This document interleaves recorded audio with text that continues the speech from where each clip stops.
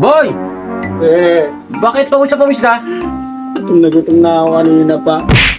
Anong nangyari sa'yo? Bakit pawis? Tinanggal ako sa trabaho ng isang araw. Nakaw, boy! Sinayang mo yung trabaho mo, boy. Paldo manager ka pa naman.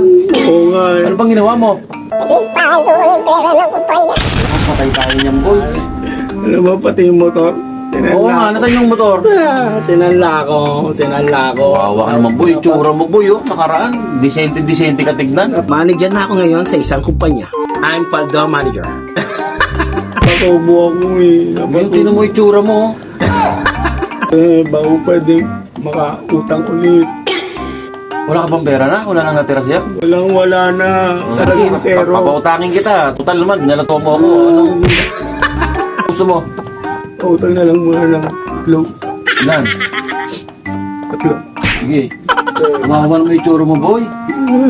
Yung nakaraan, nakamotor, di attach case, naka-polo. Utangin mo na lang kung binalatuan ng mga tanong nakaraan. Oo nga, kaya nga eh. Salamat sa palato mo. Pautangin kita ngayon. Ano pa gusto mo? Bigas. Oh, ito, 1 kilo. Isang kilong bigas.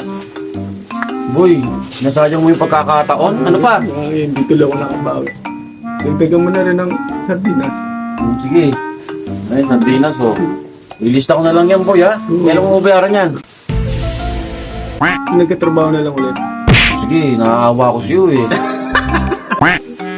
Anong gawin mo ngayon? Kakain. Uwi. Oh, sige boy, ingat ka ha. Mag-iingat ha. Magkano lahat muna? Sige na, lilista ko na lang yan. Pagbalik mo na lang. Pagbayaran mo na lang. Ha? Salamat ha. Sige, ingat ka boy.